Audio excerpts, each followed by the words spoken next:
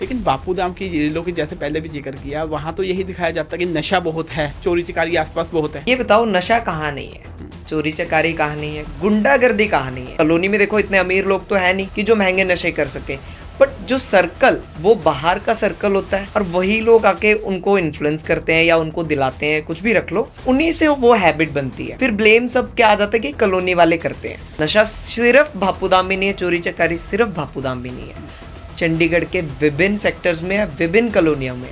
क्या किसी का राइट नहीं बनता कि वो गाइड करे? क्या कोई पॉलिटिशियन का राइट नहीं बनता कि वो अवेयरनेस कैंप करे? क्या एक सोशल एक्टिविस्ट की जिम्मेवारी है? तो स्ट्रीट वेंडर की लाइफ कैसी होती है, कैसे मेंटेन करते हैं? स्ट्रीट वेंडर कुछ चंद पैसों के लिए अपना इन्वेस्ट कर ले आता है सामान। चंडीगढ़ एडमिनिस्ट्रेशन योग्य आते हैं, सामानों को यूं ही समेट के ले जाते हैं। जो उनके आंसू और पसीने हैं ना सर, उसका जवाब या उसका कारण कौन होगा? उनकी क्या गलती है सर? मैंने ऐसे लोग देखे हैं जो चावल रात का बनाया हुआ ना सर, पानी डाल के उसको कंजी बनाकर पीते हैं। मंत्री, कोई एक प्रधान, कोई एक ऑफिसर, कोई एक गवर्नमेंट सर्वेंट किसी दिन भी आकर इंस्पेक्शन की हो या किसी दिन भी आकर उस मजदूर या उस गरीब के साथ बैठकर उनकी प्रॉब्लम्स पूछे? तो अगर आपको पॉलिटिक्स में जाने का मौका मिले, आप जाएंगे? Hi friends, welcome again, welcome to podcast with Vashishtha. तो आज का पॉडकास्ट इसलिए अहम है क्योंकि एक अहम पर्सनैलिटी को आज हमने आप लोगों के लिए इनवाइट किया है हमारे चंडीगढ़ से। चंडीगढ़ की जान वो बोलते हैं अपनी बापू धाम कॉलोनी को और बाकी जो कॉलोनीज हैं उनको। तो उनका विज़न क्या है, कैसे वो सोशल एक्टिविटीज़ करते हैं, ठीक है, किस तरीके से वो अपना सोशल वर्क करते हैं, एनजीओ चलाते हैं, और एक स्ट्रीट वेंडर होते हुए एक इतनी बड़ी जो है सोसाइटी को साथ लेके चल रहे हैं, कम्युनिटी को साथ लेके चल रहे हैं, और उनका विज़न बहुत ही ज़्यादा वाइड है। तो आइए आज उनका स्वागत करते हैं इस पॉडकास्ट के अंदर, मिस्टर योग करण जी, जो कि बापू धाम कॉलोनी में रहने वाले हैं चंडीगढ़ के अंदर। तो हर एक पहलू आज हम जानेंगे, पॉलिटिक्स समझेंगे उनसे एरिया की। तो आइए स्वागत करते हैं। वेलकम योग करण जी, आपका पहले तो स्वागत है हमारे पॉडकास्ट चैनल में। नमस्कार, धन्यवाद जी। थैंक यू जी। तो आप ये बताइए, आप रहते कहाँ हैं? मैं चंडीगढ़ के दिल में रहता हूँ। चंडीगढ़ के दिल में? हाँ जी, बापूधाम कॉलोनी में। बापूधाम कॉलोनी, बिल्कुल जी। तो बापूधाम को आप क्या समझते हैं? बापूधाम मैं ही नहीं, जो रहते हैं वो भी यही समझते हैं कि एक पॉश एरिया है। Posh area? हाँ जी। कैसे? ये चंडीगढ़ का एक अपना ही अलग दुनिया है, एक अलग शहर है, एक अलग कंट्री मानो इसको। वहाँ पर आपको सारे कल्चर देखने को मिलेंगे, सारी चीज़ें, सारी फैसिलिटीज़ मिलेंगी आपको। सबसे बड़ी बात, चाहे वो मेडिकल फैसिलिटी हो, चाहे वो आप सामान हो, चाहे आप कोई स्ट्रीट फूड हो, हर एक चीज़ की एक अलग पहचान है बापूधाम में। चाहे वहाँ के लोगों की बात करें, चाहे वहाँ का पहनावा की बात करें, सबका एक अलग यानी कि पूरा इंडिया आपको बापूधाम में दिखता है? बिल्कुल, जो बापूधाम में रहता है उसको कहीं और जाने की ज़रूरत ही नहीं पड़ती है। लेकिन रीलों में, सोशल मीडिया पे तो बापूधाम को कुछ और ही इमेज प्रेजेंट की जाती है। सर, रीलों की बात की जाए तो आप देख सकते हो आर्टिफिशियल ज्वेलरी को भी तो गोल्ड बताया जाता है। तो आप ये चीज़ बापूधाम वालों से ही पूछो कि बापूधाम क्या चीज़ है। वो तो कमेंट में बताएंगे कि बापूधाम क्या है। बिल्कुल, कमेंट में ज़रूर बताएंगे हमारे बापूधाम वाले कि बापूधाम है क्या चीज़। आपको हर एक चीज़ मिलेगी। सुबह उठोगे तो हरी भरी आपको पेड़ पौधे दिखेंगे और साथ ही साथ इतना स्वच्छ हवा भी मिलेगा आपको वहाँ पर। आप देख सकते हो कि बापूधाम से 1 किलोमीटर दूर चले जाओगे तो आपको सब्जी मंडी दिखेगी। साथ ही साथ अगर 1.5 किलोमीटर चले जाते हो तो आपको सुखना लेक मिलेगा। अगर उससे आधा किलोमीटर दूर चले जाते हो तो रॉक गार्डन मिलेगा। फिर वापस आ जाओ बापूधाम में, 500 मीटर की दूरी में, 1 किलोमीटर की दूरी में आपको रेलवे स्टेशन मिल जाएगा। और क्या चाहिए आपको? मतलब आपके अकॉर्डिंग सारी जो फैसिलिटीज होती हैं बापूधाम में मिलती हैं? बिल्कुल सर, बिल्कुल। ये सोचो कि बापूधाम चंडीगढ़ में एक सोने की चिड़िया की तरह है। लेकिन बापूधाम की जेलों की जैसे पहले भी जिक्र किया, वहाँ तो यही दिखाया जाता है कि नशा बहुत है, ठीक है, और उसके अलावा अगर बात करते हैं जी, चोरी चकारी आसपास बहुत है। तो आपको भी देखने को मिलती है चीज़ें?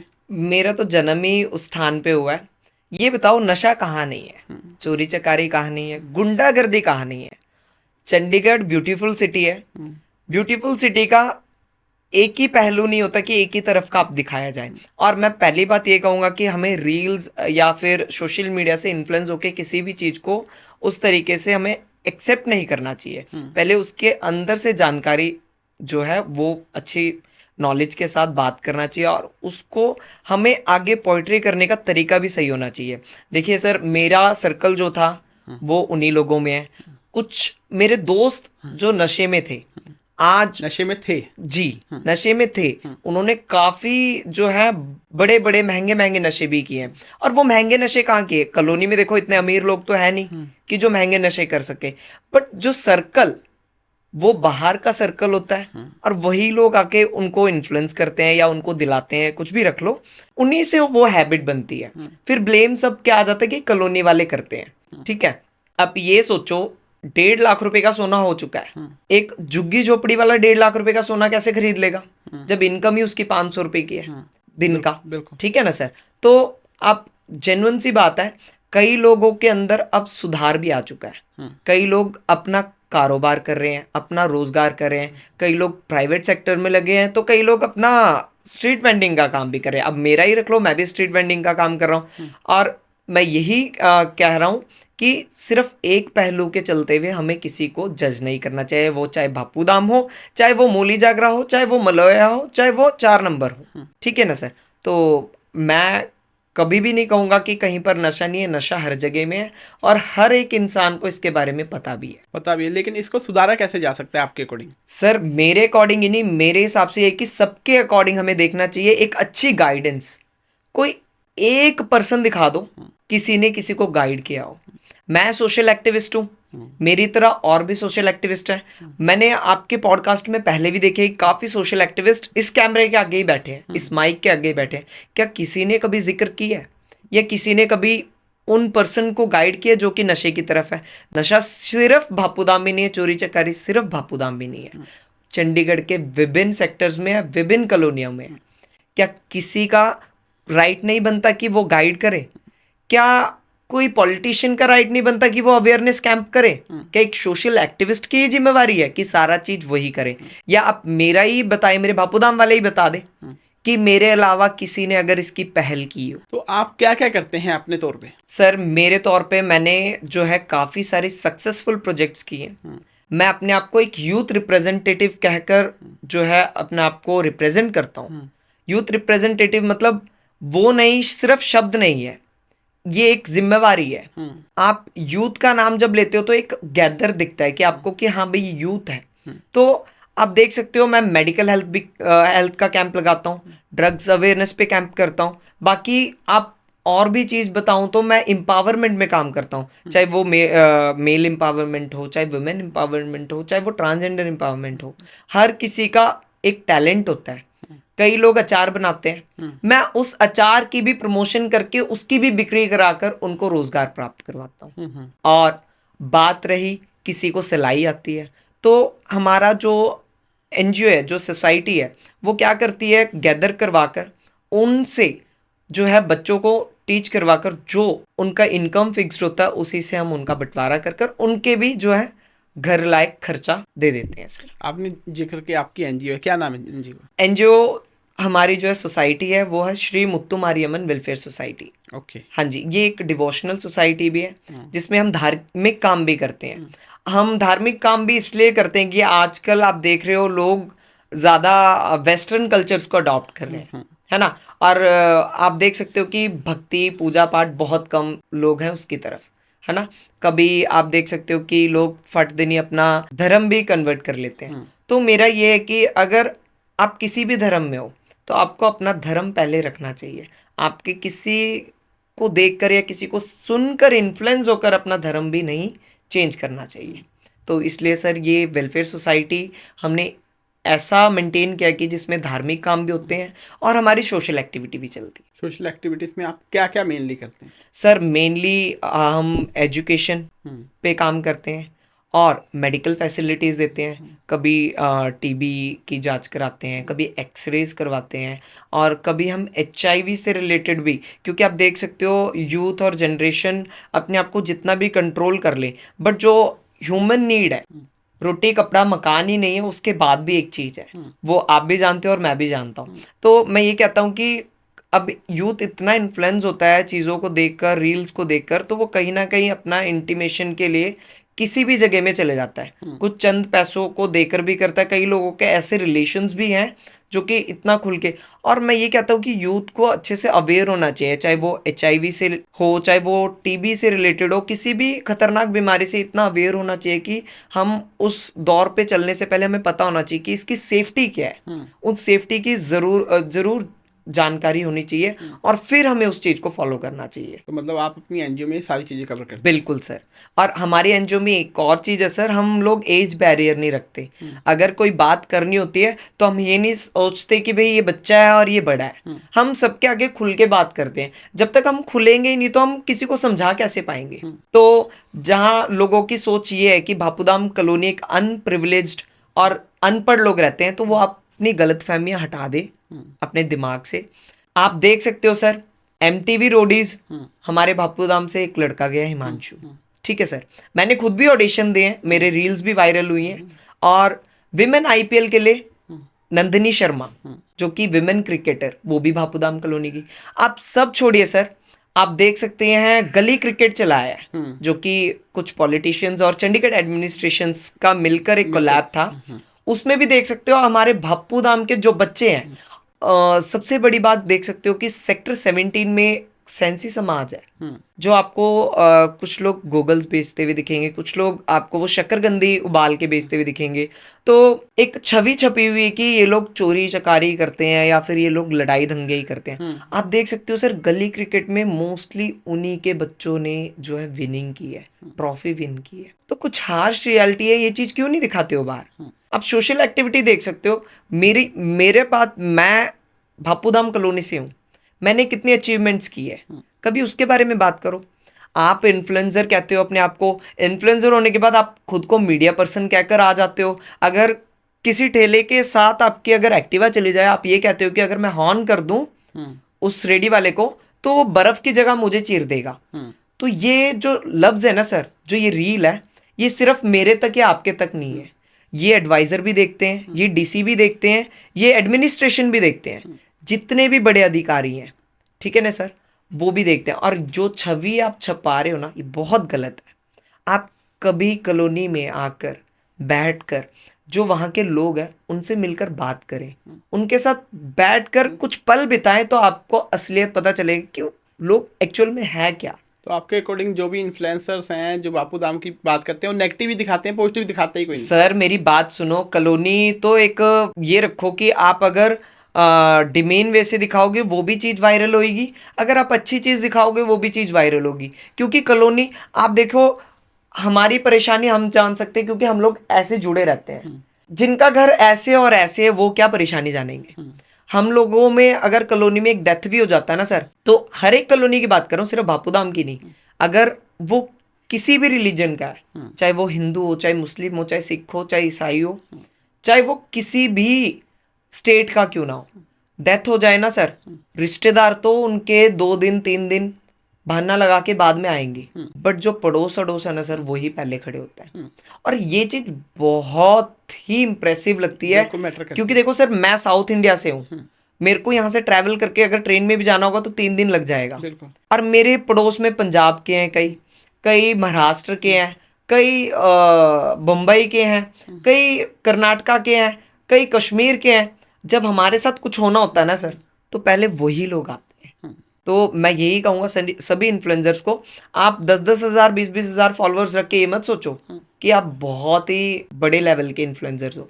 कई इन्फ्लुएंसर्स मैंने देखे हैं सर, मिलियंस व्यूज़ होते हैं, वो हम जैसे गरीब लोगों के साथ आके बैठकर हमारी परेशानियां सुनते हैं और हमारी परेशानियों को आगे रखते हैं। डिमेनिंग वे से बनाने से आप आगे नहीं चढ़ जाओ। और मैं ये कह रहा हूँ, जो ऐसे करता है ना सर, वो बहुत जल्दी नीचे गिरता है, बहुत जल्दी गिरेगा। ठीक है सर, जो चीज़ बहुत जल्दी आगे बढ़ती है ना, वो चीज़ बहुत जल्दी नीचे उतरती भी है। आपने अभी जिक्र किया आप स्ट्रीट वेंडर हैं। जी सर। तो स्ट्रीट वेंडर की लाइफ कैसी होती है, कैसे मेंटेन करते हैं? सर मैं भी बताता हुआ तो इतना इमोशनल नहीं होऊंगा। किसी दिन वो जो 4 पहियों की रेडी में आप क्विंटल वजन लेकर जाओगे ना, जब खींचोगे तब पता चलेगा, एक रिस्पॉन्सिबिलिटी दिखती है सर।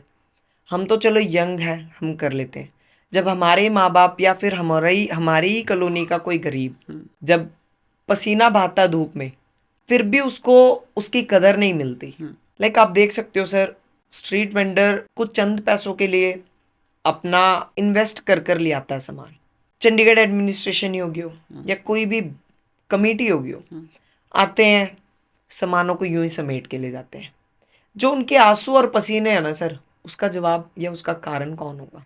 उनकी क्या गलती है सर?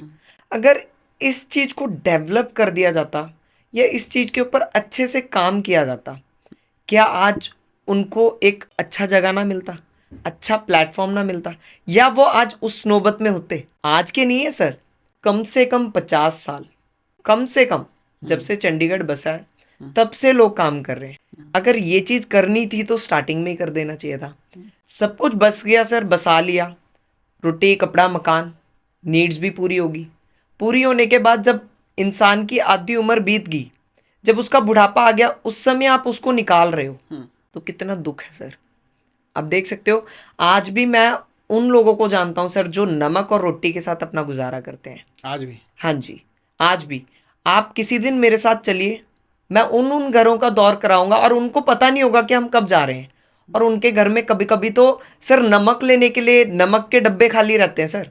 मैंने ऐसे लोग देखे हैं जो चावल रात का बनाया हुआ ना सर, पानी डाल के उसको कंजी बनाकर पीते हैं सर। ऐसे लोग भी हैं। पिज्ज़ा बर्गर खाने वाले तो बैठ के क्या ही डिसीजन ले सकते हैं सर। जिनको थाल में शाही पनीर दाल मखनी मिल रही हो, तो वो क्या जानेगा सर दर्द नमक रोटी वाले का, है ना?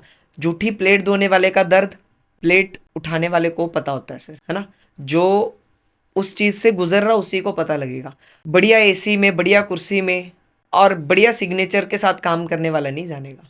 मेरे को कोई एक पर्सन बता दे, मेरे कॉलोनी वाले ही बता दे, मेरे बापूधाम वाले ही बता दे कि कोई एक मंत्री, कोई एक प्रधान, कोई एक ऑफिसर, कोई एक गवर्नमेंट सर्वेंट, कोई एक सिविल सर्वेंट किसी दिन भी आकर इंस्पेक्शन की हो, या किसी दिन भी आकर उस मजदूर या उस गरीब के साथ बैठकर उनकी प्रॉब्लम्स पूछे हो।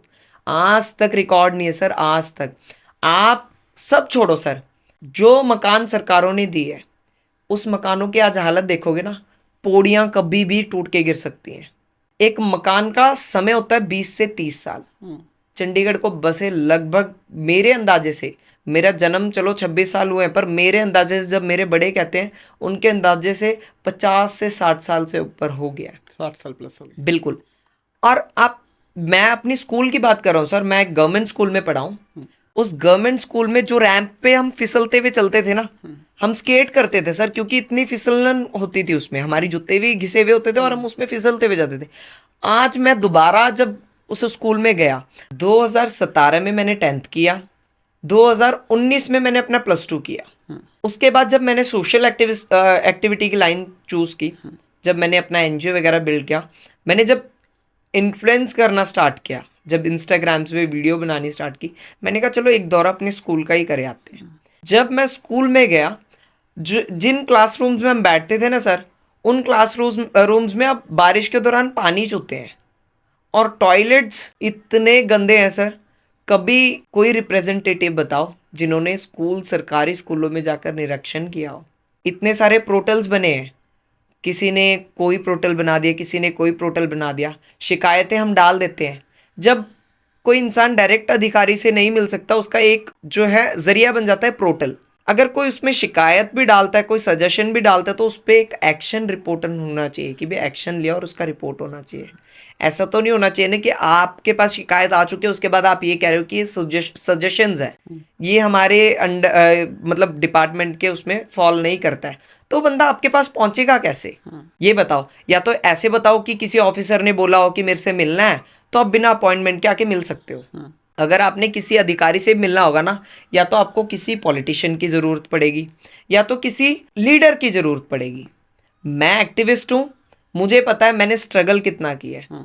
जब दूसरों का टाइम आता है ना सर, कोई माड़ा टाइम आता है, तो हम उनको गले लगा लेते हैं। जब हमारा कोई टाइम आता है ना सर ऐसा, तो हमारे हाथ थक जाते हैं, हम कंधे ढूंढते रह जाते हैं, कोई नहीं मिलता, कोई भी नहीं मिलता। और ये पर्सनल एक्सपीरियंस है आज तक का भी। आज भी 2-4 लोग उठ के बोलते हैं कि हम आपके साथ हैं। कोई फॉर्मली सपोर्ट चाहिए तो बताओ। अगर हम सपोर्ट के लिए चले जाएंगे ना, तो बोल देंगे मैं अभी बाहर हूँ या मैं यहाँ पर हूँ, मैं क्या ही कर सकता हूँ। कई बार तो ऐसे भी जवाब आए हैं। तो सर बहुत स्ट्रगल भरी लाइफ है। तो जैसे कॉलोनीज की हम बात कर रहे हैं, तो इनमें साफ सफाई का ध्यान जो है वो सेटिस्फेक्शन है आपको कि नहीं है? सर पहले कुछ ज़्यादा नहीं था, बट अब थोड़ा थोड़ा सेटिस्फेक्शन है। इम्प्रूव होना शुरू हुआ? बिल्कुल, जब से मैंने काम करना स्टार्ट किया है, जब मैं अगर कोई कंप्लेंट डालता हूँ, पहले तो कंप्लेंट सिर्फ एक पोर्टल तक ही रहता था या फिर एक ऐप तक ही रहता था। अब जब से हमने सोशल मीडिया पे डालना स्टार्ट किया है, लोगों तक पहुंचना शुरू हुआ है, उस पर सवाल होने शुरू हुए हैं, तो अब जो अधिकारी उन पे भी फर्क पड़ना स्टार्ट हो गया। क्योंकि जब क्वेश्चन मार्क आता है ना सर, तो हर किसी को जवाब देना पड़ता है, चाहे वो कोई भी क्यों ना हो। आप देख सकते हो अभी बहुत बड़ा धरना चला है, ठीक है, सीजेपी की आप बात सीजेपी की बात कर रहा हूँ, तो क्वेश्चन मार्क आया तभी तो उसका हल निकला ना। तो सेम एज इट इज आप देख सकते हो कॉलोनीज में, आप कोविड रख लो, डेंगू रख लो, कहाँ ज़्यादा आता है? भीड़ भाड़ वाले इलाके में आता है, जहाँ पर ज़्यादा गैदरिंग है, जहाँ पर कूलर्स यूज़ होते हैं। एसी में तो आएगा नहीं क्योंकि एयर कंडीशन है। जहाँ कूलर्स ज़्यादा यूज़ होते हैं, जहाँ पर साफ़ सफाई का ध्यान नहीं रखा जाता, तो आप मैं एक चीज़ बताना चाहता हूँ, जब तक प्रॉपर सैनिटेशन नहीं होगा, प्रॉपर फैसिलिटीज़ नहीं आएगी। आप देख सकते हो सेक्टर्स में एक चीज़ नोट की है मैंने, कूड़े की गाड़ी मॉर्निंग में भी आती है और इवनिंग में भी आती है, बट कॉलोनी में ऐसा नहीं है। मेरी अपनी कॉलोनी, मेरे अपने घर में भी मॉर्निंग एक टाइम आती है और संडे को तो छुट्टी ही रख लो। जो संडे को कूड़ा होता है वो संडे, सैटरडे का, सैटरडे पूरा दिन का, संडे पूरा दिन का, 2 दिन का कूड़ा एक साथ। मतलब कूड़ा तो वही हो गया ना, वेस्ट, पहले ही वेस्ट, फिर उसको एक दिन और रख रहे हो, तो उससे कितना, सिर्फ मेरे घर का ही नहीं, पूरी कॉलोनी में कितने घरों में कूड़ा इकट्ठा हो रहा होगा और कितनी गंदी गैसेज आ रही होंगी और उसकी वजह से कितने मच्छर पैदा हो रहे होंगे। तो मैं जो बात कर रहा हूँ ना, एक अच्छा सिस्टम का बात कर रहा हूँ कि इस सिस्टम के साथ काम होना चाहिए। वीआईपी कल्चर खत्म करो, सबसे पहली बात। ये नहीं है कि सेक्टर में 2 टाइम भेज रहे हो और कॉलोनीज में 1 टाइम भेज रहे हो। आप एक और चीज़ देख सकते हो, रोड्स, सरकारी स्कूल भी है, प्राइवेट स्कूल भी है। हमारा वार्ड जो है, वार्ड नंबर 3 कहते हैं, 3 नंबर वार्ड में जो है कुछ सरकारी स्कूल भी आते हैं, कुछ माने जाने Saint John's, Saint Soldiers, Sacred Hearts, ऐसे स्कूल्स भी आते हैं। हमारे जो कॉलोनी में स्कूल्स है, सरकारी स्कूल्स में, वहाँ आपको रोड साइड में लाइट्स भी प्रॉपर चलती हुई भी नहीं दिखेंगी और उस रोड साइड में एक मुलाजिम भी नहीं दिखेंगे आपको कि जो सही ट्रैक में बच्चों को भेजें, जो ट्रैफिक रूल्स के साथ उनको बताए कि भी ट्रैफिक इस जगह पे गाड़ी अभी आनी है या फिर रुक जाओ या फिर जाओ, ऐसे गाइड करने वाला भी कोई नहीं होगा। और आप जहाँ पर मैं वीआईपी स्कूल्स की बात कर रहा हूँ, जहाँ पर बड़े अफसर्स के बच्चे पढ़ते हैं, वहाँ पर आप देखोगे तो रोड ब्लॉक कर दिया जाता है, चाहे वो स्कूल में जाने का टाइम हो, चाहे वो छुट्टी का टाइम हो। तो ये वीआईपी कल्चर बिल्कुल ख़त्म हो जाना चाहिए। तो अब सैनिटेशंस की बात हो तो उसमें भी आप जो है प्रॉपर तरीके से, दोनों चीज़ बहुत ज़रूरी है। आप अगर इस पे ध्यान ही नहीं दोगे, इस पे कार्रवाई ही नहीं करोगे, तो गंदगी तो नेचुरली बात है बढ़ेगी, बीमारियां भी होंगी, ठीक है। और बीमारी की बात करूं, अब नीट के स्टूडेंट्स के लिए तो सब ने आवाज़ उठाई, सबकी आवाज़ थी, ठीक है, इस्तीफा भी हो गया, सब कुछ हो गया। क्या कभी मेडिकल फैसिलिटी के लिए किसी ने उठाई आवाज़? किसी के मन में ये जिक्र भी हुआ है कि भी मेडिकल फैसिलिटी के लिए बात करना चाहिए? आप पीजीआई चले जाओ, मेरे कहने से, आप फुटपाथ पे देखो, बहुत लोग लेटे होते हैं। सर्जरी की डेट होती है महीने बाद। अगर वो महीने बाद भी आता तो उसकी सर्जरी उस डेट पे नहीं होती है। क्यों नहीं होती है? अगर नहीं होनी थी तो उनको पहले इन्फॉर्म क्यों नहीं किया जाता? इमरजेंसी, इमरजेंसी का मतलब क्या होता है कि जब इमरजेंसी हो तो उसको प्रॉपर उसी टाइम पे ट्रीटमेंट मिल सके, फैसिलिटी मिले। डॉक्टर्स नहीं होते हैं, डॉक्टर्स होते भी है तो काफ़ी सारे पेशेंट्स हैं, वो किसके पास आएंगे? आपको 10 बेड्स लगाने पड़ेंगे, एक एक करके उनकी बीपी, उनका ईसीजी चेकअप होने के बाद आपको इमरजेंसी में एडमिट किया जाता है। उससे पहले जो इमरजेंसी केस है उसमें कई लोग तो मर ही जाते हैं। तो कुछ इन चीज़ों के ऊपर भी काम होना चाहिए, कुछ टेक्नोलॉजी बढ़ानी चाहिए हमारे को। चंडीगढ़ ब्यूटीफुल सिटी कह रहे हो तो उसको टेक्नोलॉजी के साथ भी ब्यूटीफुल करो। मेरे हिसाब से एप्लीकेशंस निकालो फ़ोन में। अगर मेरी हार्ट की सर्जरी है, मेरे को सर्जरी का डेट चाहिए, इन केस मैं उस सर्जरी के डेट पे नहीं पहुंच पा रहा हूँ तो उसको पोस्टपोन करके 1-2 हफ्ते के बाद डेट निकाल दी जाए। है ना। इससे क्या होएगा, जो भीड़ भड़ाके हैं हॉस्पिटल्स में वो कम हो जाएंगी और इलाज एक सही टाइम पे हो जाएगा। आपके हिसाब से कहीं ना कहीं मैनेजमेंट को थोड़ा और सुधारना पड़ेगा। बिल्कुल, मैनेजमेंट सिर्फ हॉस्पिटल्स ही नहीं, स्कूल्स, कॉलेजेस, ट्रांसपोर्टेशन, आप देख सकते हो जहां पर अपना स्टेट गवर्नमेंट होते हैं, जहां पर सीएम होते हैं, वहां पर बुजुर्ग लोगों के लिए और विमेंस के लिए फ्री बसेस दी जाती हैं। यूनियन टेरिटरी में है ही नहीं। ट्रैफिक देख सकते हो कितनी बढ़ रही है, हाँ, एक्सीडेंट देख सकते हो कितनी बढ़ रही है। जब आप ऐसा कोई योजना निकाल दोगे, ऐसी कोई फैसिलिटीज निकाल दोगे, आप देख सकते हो सिर्फ राखी वाले दिन विमेंस के लिए फ्री बसेस होती है। फिर वहां पर आप एक और चीज भी देख सकते हो, या तो ये डिस्क्रिमिनेशन है मेल और फीमेल के लिए। फेस्टिवल तो सबके लिए है ना, चाहे वो मेल हो चाहे फीमेल हो। भाई भाई के लिए बहन जा रही है राखी बांधने, क्या भाई नहीं जाएगा बहन के घर राखी बंधवाने? सही बात है। तो उसके लिए भी फ्री करो ना। तो फिर ये बैरियर क्यों, है ना, जेंडर बैरियर्स क्यों? तो अगर ऐसा कुछ फैसिलिटीज होता है, ऐसा कुछ लेकर आते हैं मैनेजमेंट में। एक और चीज, इलेक्ट्रिक कैब्स ले आओ। आप अपने कैब वालों के फेयर्स के लिए इतनी हड़ताल चली है अभी, तो मैं उसके लिए भी एक सजेशन देता हूँ, इलेक्ट्रिक कैब एडमिनिस्ट्रेशन अपने लिए आए और जो कैब ड्राइवर्स हैं उनको अपने अंडर ले, सैलरी पे रखे। उनको भी कोई प्रॉब्लम नहीं, आपको भी कोई प्रॉब्लम नहीं। अपने फेयर्स रखे, जैसे ओला उबर का फेयर डाल के बंदा अपना कैब बुक करता है, सेम अपनी कैब्स रखे ना चंडीगढ़ एडमिनिस्ट्रेशन। तो कितना एडवांस हो जाएगा। जब आपने एडवांस करना ही है तो सिस्टम को एडवांस करो, लोगों को एडवांस मत करो। लोगों ने तो प्रदर्शन करना ही करना है जब उनको सही चीज नहीं मिलेगी, और प्रदर्शन का जरिया भी आप ही लोग, पॉलिटिशियन ही उसका भी जरिया है। क्योंकि कोई प्रदर्शन चल रहा था तो वो एक एजुकेशन पे चल रहा था, एक पॉलिटिशियन ने एंटर लिया, किसी ने धर्म के खिलाफ बोल दिया, किसी ने जॉब से रिलेटेड बोल दिया, किसी ने नागरिक से रिलेटेड बोल दिया, बस उस मुद्दे को करके बहुत बड़ा इशू बना दिया। उसमें पिसा कौन? ना वो पॉलिटिशियन पिसे, ना जिन्होंने आंदोलन चलाया वो पिसे, उनको डिटेन कर दिया गया। ये भी देखो कितनी बड़ी स्ट्रैटेजी है। जब डंडे खाने की बारी आई तो स्टूडेंट्स और यूथ ने ही डंडे खाए। किसी पॉलिटिशियन का फेस आया कि उनको एक खरोच आई हो, किसी ने जो भाषण दिया जिसने, क्या उसका फेस आया, क्या उसके फेस पे कोई खरोच दिखी होगी? नहीं। पिसा कौन? हमारी तरह यूथ, हमारी तरह आवाज को खरीद नहीं सकते हो आप। आवाज को कभी भी, अभी मेरे को खरीद के थोड़ा ना लाए हो, ये मेरी आवाज है, मैं बोल रहा हूँ, मेरी इंडिपेंडेंसी है, मैं जो भी बोल रहा हूँ अपनी इच्छा से बोल रहा हूँ। तो ये चीज समझना चाहिए, सिस्टम में सुधार एडवांस तरीके से लेकर आओ जिससे कि हर कोई कॉपरेट कर सके। तो ये इशू है। एक और इशू मेरे माइंड में आया है कि चंडीगढ़ में जो एनिमल्स है काफ़ी देखे जाते हैं आज के दिन में, चाहे वो गायें हो, ठीक है, बैल हो, या फिर डॉग्स हो जी। तो उनके लिए भी आपकी एनजीओ कुछ करती है? सर मेरी एनजीओ तो नहीं करती, बट हम पर्सनल बिहाफ पे बहुत करते हैं। कोई एनिमल्स हमें दिख जाता है, बैंडेड दिख जाता है, उसके अडॉप्टेशन करा देते हैं, या फिर कोई इंजर्ड दिख जाता है उसकी दवाइयाँ करा देते हैं। आप एक और चीज़ बताऊं, गाय बैठी हुई थी वहाँ, मैंने देखा कि आटे की लोई बनाई हुई थी और उस लोई में ना काफ़ी सारे सुई थे। अच्छा, उसके अंदर सुई थी। ओके। कुछ स्टेपलर पिन्स भी थे उसमें।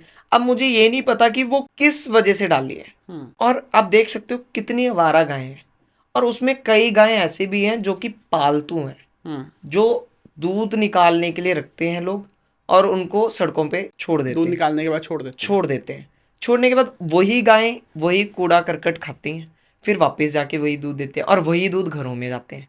तो नेचुरल सी बात आप देख सकते हो कि जो चीज़ हम सर्व कर रहे हैं वही चीज़ हमें मिलना है।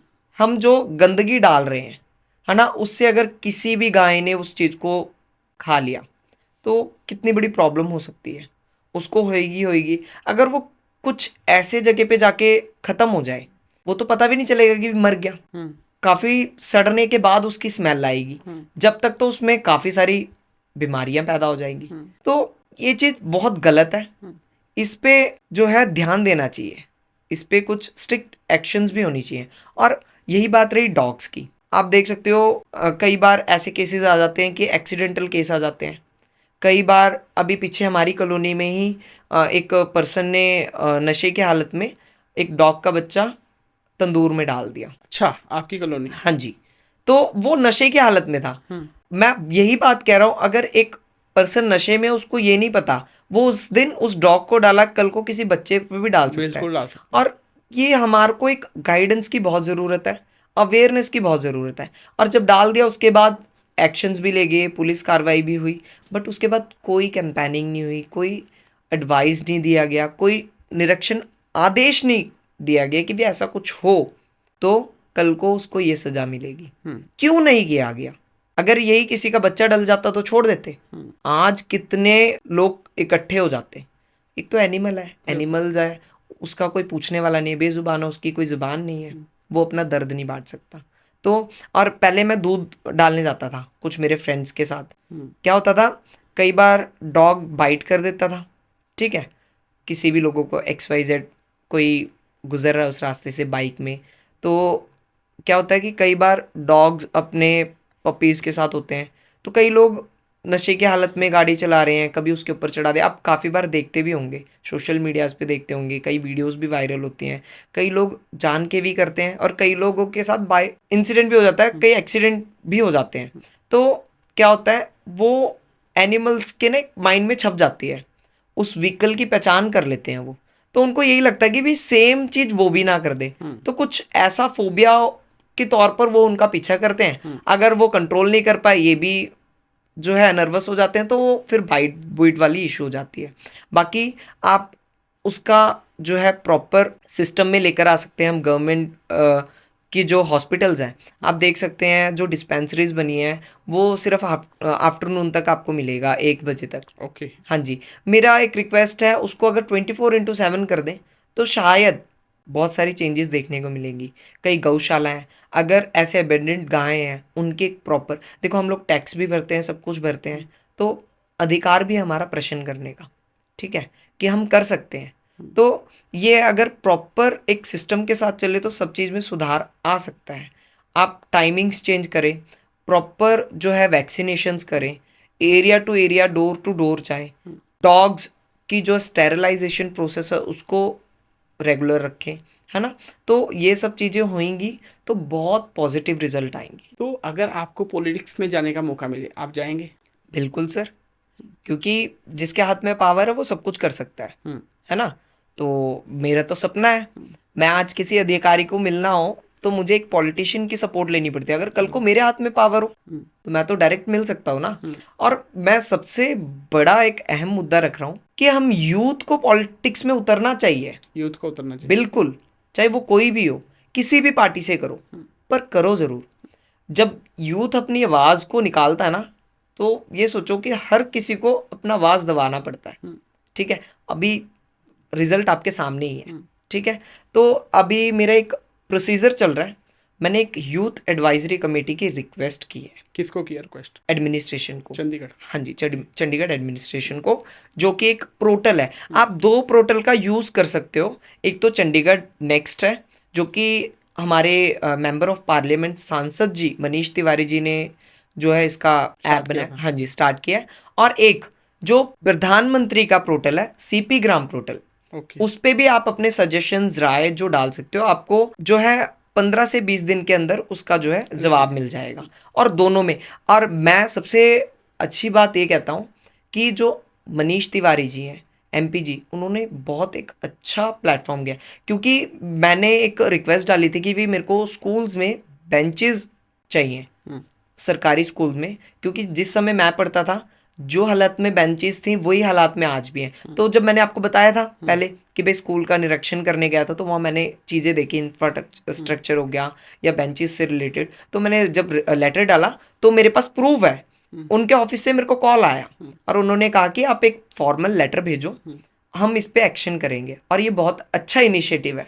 और एक और है चंडीगढ़ एडमिनिस्ट्रेशन का पोर्टल, लोक समाधान, आप उसके जरिए भी अपनी आवाज़ को रख सकते हो। और मैं यही कहूँगा, जब यूथ एडवाइजरी की बात आती है तो मैं ये कहता हूँ कि हर एक पॉलिटिशियन, आप हाउस मीटिंग की बात करते हैं सर, हाउस मीटिंग में आप देख सकते हो नगर निगम के अंदर होती है, सिर्फ एरिया के वार्ड काउंसलर्स बैठते हैं, कमिश्नर बैठते हैं और मेयर साहब बैठते हैं और जितने भी अधिकारी हैं वो बैठते हैं। उस हाउस मीटिंग में MP क्यों नहीं बैठते, एडमिनिस्ट्रेशन के गवर्नर क्यों नहीं बैठते? जो हमारे चीफ हैं, जो हमारे डीसी साहब है, वो क्यों नहीं बैठते? एसएसपी मैडम क्यों नहीं बैठते? इन सबको बैठना चाहिए ना। अब हमने पूरे पॉडकास्ट में हर एक मुद्दे पे बात की। हमने एजुकेशन पे बात की, हमने नशे पे बात की, हमने एनिमल से रिलेटेड बात की, हमने एरिया से, वार्ड से रिलेटेड बात की, हमने स्कूल के इंफ्रास्ट्रक्चर से लेकर हर एक वार्ड के सरकार के द्वारा दी गई मकानों तक की बात की। ठीक है, जब हम बात सब चीज की कर रहे हैं, वार्ड पे मुद्दा सिर्फ पानी, बिजली या फिर सड़क नहीं है, प्रॉब्लम्स भी मुद्दा है। अगर यूथ के साथ कोई मुद्दा है, प्रॉब्लम है, तो वो भी मुद्दा है। अगर किसी बुजुर्ग के साथ कोई प्रॉब्लम है तो वो भी मुद्दा है। अगर कोई स्ट्रीट वेंडर के साथ मुद्दा है तो वो भी प्रॉब्लम है, उसके बारे में भी जिक्र करना चाहिए। जब ये सब लोग एक साथ बैठेंगे ना सर, तो समाधान तो वहीं निकल जाएगा। चक्कर काटने की जरूरत नहीं है, अधिकारियों पे प्रेशर भी नहीं बनेगा, बर्डन्स भी नहीं आएंगे। क्योंकि जब मैं अगर आवाज़ उठाऊंगा, मैं बताऊंगा कि भाई हमारे वार्ड में ये प्रॉब्लम है, हमारे लोगों को ये समस्या है, अगर मेरा जो प्रॉब्लम एजुकेशन से रिलेटेड है तो एजुकेशन के जो डिपार्टमेंट के अधिकारी हैं वो जवाब देंगे। ठीक है, हम इसका ये समाधान करेंगे। अगर मेरी कोई प्रपोजल है या कोई पॉलिसी है, मैं तो देश का नागरिक हूं ना, मेरे को वोट देने का अधिकार है, मेरे प्रूफ्स हैं, तो मैं आवाज उठा सकता हूं। मैं टैक्स भर रहा हूं, चाहे मैं आज नमक की थैली लेके आऊं। आप देख सकते हो सर, हम यूपीआई यूज करते हैं, यूपीआई में तो टैक्स जा ही रहा ना गवर्नमेंट को, तो हमारा राइट्स है। सबसे बड़ी बात, सबसे जरूरी बात है, हर एक नागरिक को अपना फंडामेंटल राइट्स जरूर याद रखना चाहिए। चाहे वो यूथ हो, चाहे वो लेडीज हो, चाहे वो जेंट्स हो, हर एक नागरिक को अपना फंडामेंटल राइट्स बहुत जरूरत है याद रखना। पता होना चाहिए। आप किसी से भी सवाल करो, एक तरीके से करो। आप एफआईआर कर सकते हो सब पर, आप किसी पे भी कंप्लेन कर सकते हो, बट उनकी गलती जानकर अपनी जो सही और सक्षम चीज है उसको जानकर कर सकते हो। आप किसी पे सीधा उंगल भी नहीं उठा सकते हो, ना आप किसी को टारगेट कर सकते हो। बट हाँ, जब बात पॉलिसीज या राइट्स के आए तो आप आवाज उठाओ। और मैं यही कहता हूँ कि गवर्नमेंट, जो हमारी एडमिनिस्ट्रेशन है, वो जो ये हाउस मीटिंग्स है उसमें एक एडवाइजरी कमेटी भी बिठाएं। जितने सोशल एक्टिविस्ट हैं उनको भी अपॉर्चुनिटीज मिलनी चाहिए, जितने एक्स काउंसलर्स हैं, जितने विपक्ष पार्टी है, उनको भी बोलने का मौका दिया जाए। क्योंकि सर देखो, अब मेरे पे पावर है, सिर्फ मेरे को ही वहां पर बोलने का मौका मिलता है। अगर मेरी ऑपोजिट पार्टी होगी ना, तो वहां की कमियां दिखाएगी। कमियां मैं तो नहीं दिखाऊंगा ना, मैं तो अपना अच्छा काम ही बताऊंगा। तो ये चीज भी बहुत जरूरी है। यूथ के लिए भी अच्छा एक रास्ता है, और जो नागरिक है उनके लिए भी एक अच्छा रास्ता है कि अपनी वॉइस को जो है आगे रख सकते हैं। तो यूथ एडवाइजरी जो कमेटी है उसका ये पर्पस है, अगर कोई भी एजेंडा है या कोई भी सजेशंस है जो सुधार की हित पे हो, या अपने जो ग्रोथ से रिलेटेड हो, या कोई भी पॉलिसी हो जो आप चाहते हो कि हमारे एरिया में ये चीज़ होनी चाहिए, तो वो डायरेक्ट आप जाकर उस प्रपोजल को अपने एडमिनिस्ट्रेशन के पास रख सको। ना आप किसी का वेट करो, ना आपको अपॉइंटमेंट की ज़रूरत हो, ना आप किसी का रेफरेंस के साथ जाओ, आप डायरेक्ट जा सको। तो मैं कुछ उस तरीके से काम कर रहा हूँ, और ये पॉलिसी अगर सक्सेस होती है तो काफ़ी चेंजेस मिलेंगी। हर एक नागरिक को मौका मिलेगा कि भाई वो अपनी आवाज़ को रख सके। तो अगर आप सक्सेस होते हैं, आपको कोई पोजीशन मिलती है एज अ लीडर, तो आप 5 साल में क्या चेंजेस कर सकते हैं? सर 5 साल तो बहुत लंबा टर्म है।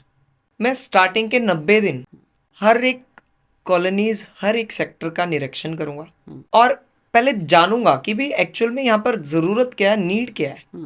हर एक लोगों से मिलूंगा। मैं वो वीआईपी कल्चर ख़त्म करूंगा पहले तो, कि एक पॉलिटिशियन है तो 4 बंदे साथ में आएंगे तब पहचान नहीं, अकेला अकेला बंदा पहचान सके, ऐसा एक पहचान बनाऊंगा।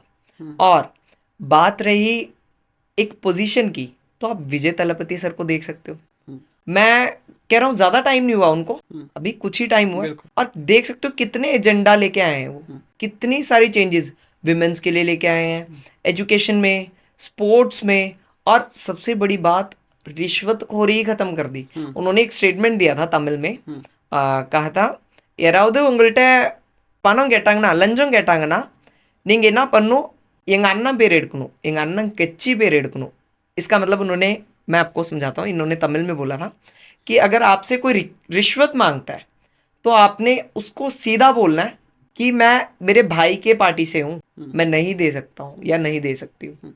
तो वो इतना फेमस हुआ है वो एक लाइन, और इतना पॉजिटिव और इतना हिम्मत मिला ना हर एक नागरिक को वहाँ के।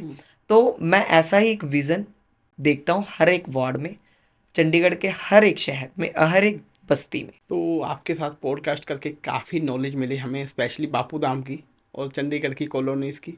तो होपफुली आपका सपना जल्दी पूरा होगा, आप एक बिल्कुल। अच्छी पोजीशन में पहुंचेंगे और बिल्कुल। सोशल वर्क इसी तरीके से करते रहेंगे। बिल्कुल, धन्यवाद जी। और मैं एक और चीज़ कहता हूँ कि आपका पॉडकास्ट जब मैंने देखना स्टार्ट किया, मैंने एक चीज़ नोट की है, यहाँ पर हर एक प्रोफाइल को अपॉर्चुनिटी मिली है। और मैं सभी को यही बताना चाहता हूँ, उस इंसान को कभी नहीं भूलना चाहिए जब आप कुछ भी नहीं हो और आपको कुर्सी दी हो। ये बहुत बड़ी चीज़ होती है, हर किसी के अंदर ये चीज़ नहीं होती है। और मैं आपका शुक्र अदा पता नहीं किस तरीके से कर सकूंगा और किस तरीके से कर पाऊंगा। अगर मैं इन फ्यूचर कुछ बन जाता हूं तो मैं आशा करूंगा कि फिर एक बार इसी कुर्सी में बैठकर आपसे बात करूं। डेफिनेटली दोबारा हम पॉडकास्ट जरूर करेंगे जी। और आप जैसे सभी की सपोर्ट हमें चाहिए कि चैनल सब्सक्राइब हो और पूरे इंडिया की आवाज़ बने। बिल्कुल, इस चैनल को इतना शेयर करो, इतना वायरल करो कि हर एक जो इंसान जो आवाज़ उठाना चाहता है वो इस कुर्सी पे बैठे और इस कुर्सी पे अपना आवाज़ जो है रख सके लोगों के आगे। Thank you so much. धन्यवाद।